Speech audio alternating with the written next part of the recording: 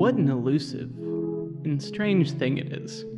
We eat it, drink it, and use it in all sorts of manufacturing, from adhesives to antibiotics. It's become almost as essential and ethereal as the very air we breathe. But how much do we really know about this mysterious golden grain? Today, we're going to dig into the history of corn to see what we can discover about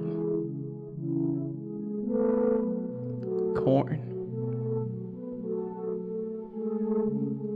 Corn was originally domesticated under the name maize 10,000 years ago by the indigenous peoples in southern Mexico alongside dogs, though for very different purposes. To early Europeans, corn was simply a category of grain, including wheat, buckwheat, spelt, wood, and millet. This classification being where the common Australian and American name for corn comes from. Though largely considered a vegetable, that mostly applies to the stalk itself. The kernel, or seed, is a botanical fruit, hence its common usage in gins and juices. I would estimate most Americans use something corn-related an average of 3 times daily. That's 21 cobs a week, or 1,095 a year.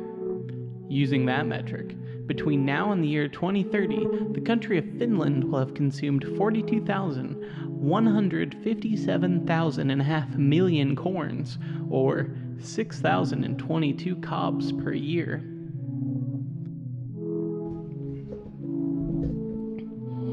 At this rate, corn demand will double by 2050.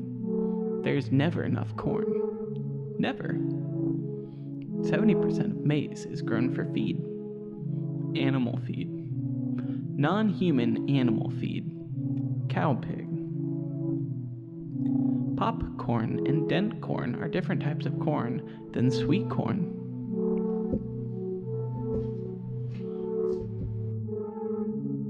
Maize is so pervasive to our existence as humans that corn is often a part of many people's foundational memories. Our listeners were willing to give us some of these corn memories, or corneries, to share with you. Thank you.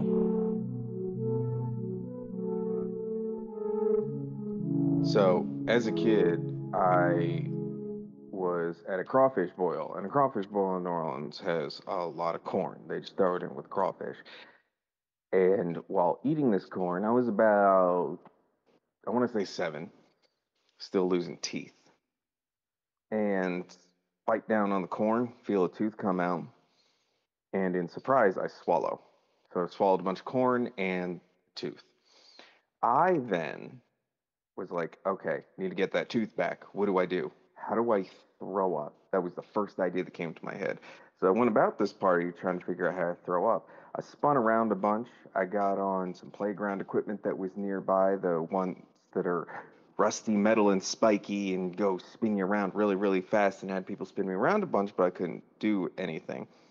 Then I went over to an older boy that I think was the son of somebody my mom worked with and asked him what I should do, told him the situation. He laughed and went to go get a bunch of his friends. Now, I'm 7. But this should have been an immediate clue when he got an audience, but he was like, you got to stick your hand down your throat to throw up. And I, as a child, was like, okay, older child, you are the keeper of wisdom in this situation. So I jammed my hand in my mouth in an attempt to throw up repeatedly. Boys were laughing. Someone looked over, asked what the hell I was doing, and this was a grown adult that came over.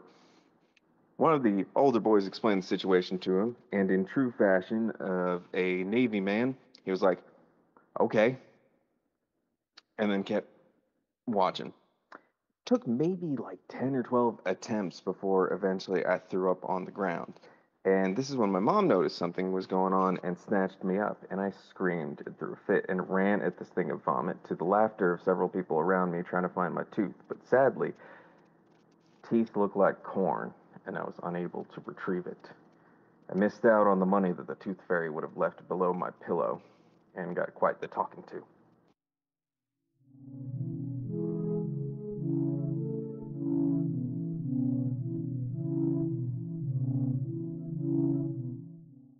As a child, when I was about I want to say this adventure might have taken place around my 12th or 10th year. I really thought about blame a lot. And in one particular incident, I was shucking corn because, my parents love buying it straight from the store, shuck it, throw it on the grill.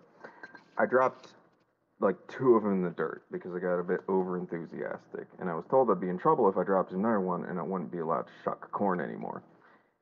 And like many 10-year-olds, for some reason, I put a lot of stock in being given a job and wanting to do that job. It was, for the short blip of an instant of someone that young, a big part of my identity. Now, for reasons I don't know, there was something sharp in this corn. Might have been a piece of metal, might have been a rock, who knows. But while yanking down a leaf, I absolutely gashed the side of my hand open.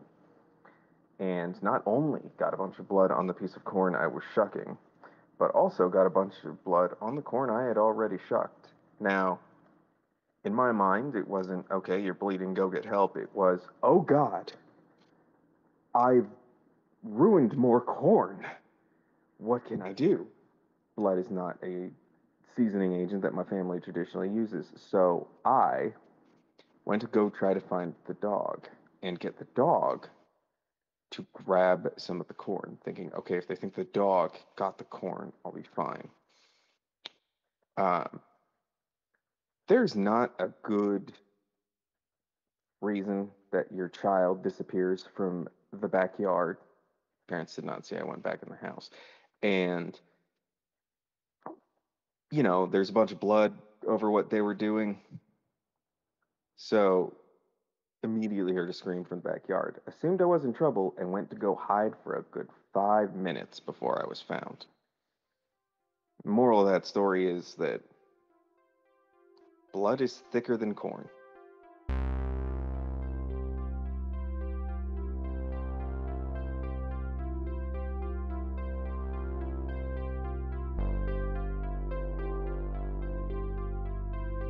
Corn makes me puke.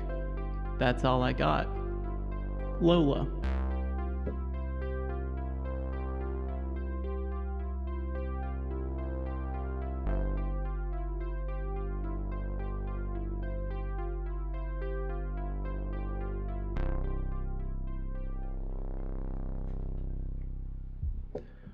Now that we've set an emotional baseline at which to approach corn, let's look at the physical wonders back in the lab.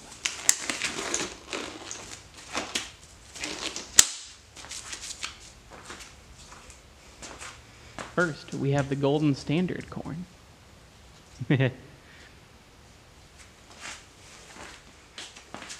As our lab technician demonstrates here, corn comes in a standardized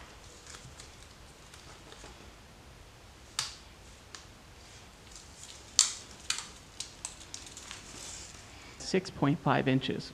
How convenient. Another standard type is frozen corn, here room temperature.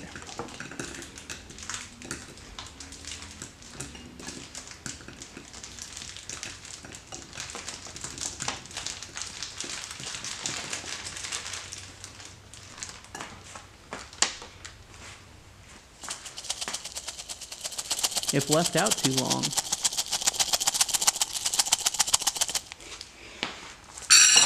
corn become hard corn.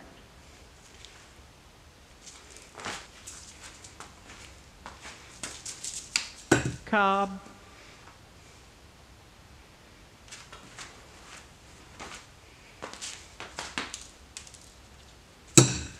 Corn partially on the cob.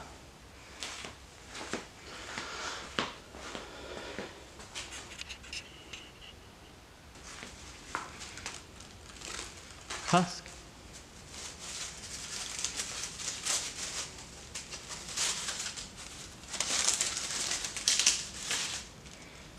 Husk.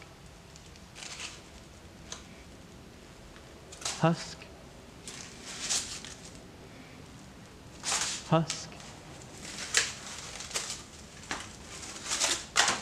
Husk.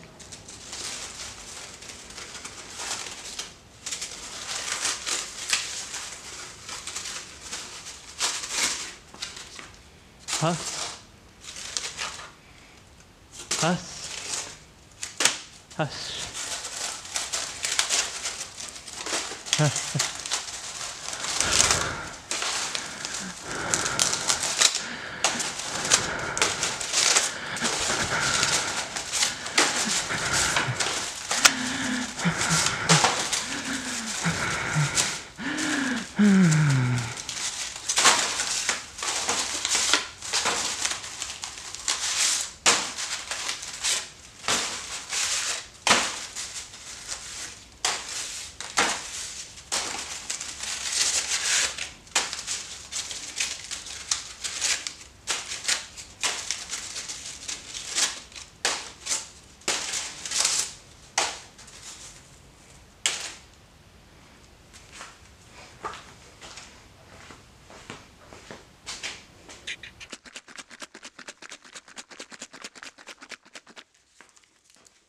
Here we have a can, but not just any can.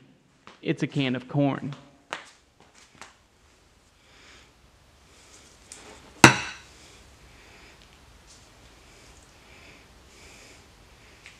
Next, we have a special can.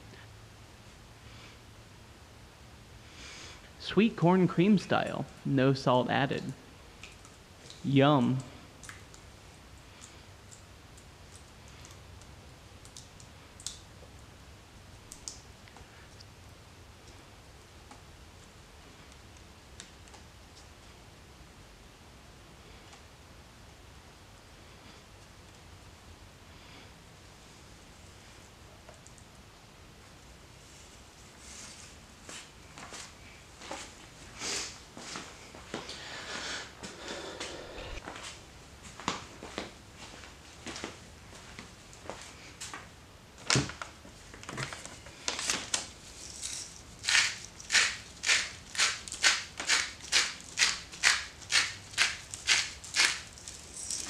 Sweet corn cream style, low sodium.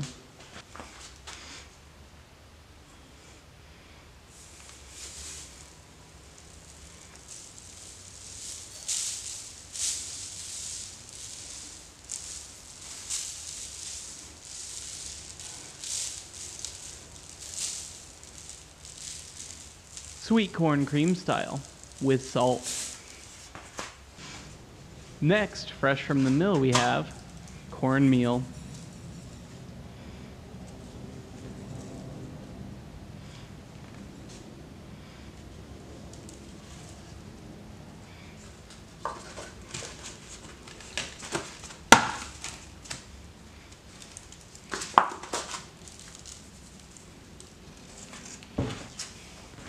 Finally, we have corn syrup. We drink this every day in soda and other beverages. Isn't it great fun?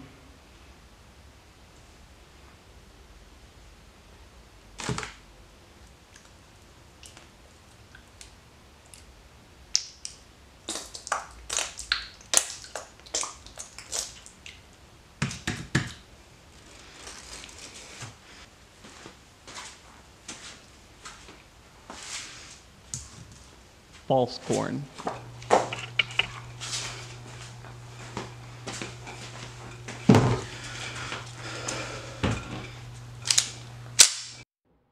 Now that we know what to look for, how does corn affect our psyche? Under a Freudian analysis, the phallic nature of cob is obvious, but according to a website on dreams, corn can represent abundance, growth, and fertility. Antiflow.com says that corn is very similar to the cereal interpretation. We know what corn looks like. It is generally aligned with the teacup little dots going upward. Corn seen in a teacup is quite common. Many of the tea leaf reading dictionaries, corn is extremely popular in ancient times. I'm not sure what that means. Once again, our listeners were willing to share some of their dreams and aspirations. Let's listen in. The first dream is the first nightmare I remember ever having. It started with my younger brother riding a bike, but he just fell off the bike like a flopping fish and just died. My mom went up to his corpse and just put him in the van because she had stuff to do in town. While crossing a bridge that she had to go over in order to get into town, she realizes my brother is dead. so she just chucks my brother's corpse into the river below and continued on her way.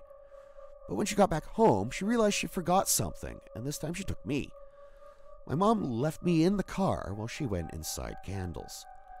While waiting for my mom, zombies swarmed the van, eventually breaking the window. I don't know how, but I knew it was my brother who started the zombie outbreak. I tried to defend myself via the only thing I could get my hands on, which was a box of red-hot candies. I popped them into my mouth and started to spit them out at the zombies, which damaged them somehow. The second dream was a reoccurring dream that also started off as a nightmare. But the longer I kept having this dream, the more desensitized I became to it. The dream started off with me swimming in the middle of a lake at night. It was really dark, so I guess I just assumed I was swimming during the new moon. I didn't see anything yet but the movement of the water as I swam. As my eyes got adjusted to the darkness, I started to see the movement of hair against the darkness. I looked up, only to see a pallid-faced lady floating above me, silently looking at me. The reason why it was so dark wasn't because it was a new moon, but because this lady's hair was covering me from above, and I guess my eyes just needed to adjust. I had this dream every night for about 4 months. Statement of Rock. Dreams aren't the only way maze haunts the modern mind. It's been with us all along in our folklore and mythology. In fact, corn may have been the cause of some European vampire scares. It all started when famed syphilitic manatee lover Christopher Columbus first transported corn from the Americas back to Europe. Indigenous Americans knew to mix lime with their maize during preparation, but Europeans did not. This led to the niacin being indigestible in the corn they ate, causing pellagra. Pellagra spread alongside a resurgence of vampiric folktale, the side effect of it causing sun sensitivity to the point of blistering and splitting, reddened mouths, dementia, and aggression. It's not surprising many believed the victims were vampires, and persisted until the 1930s when the illness was linked to niacin in improperly prepared corn.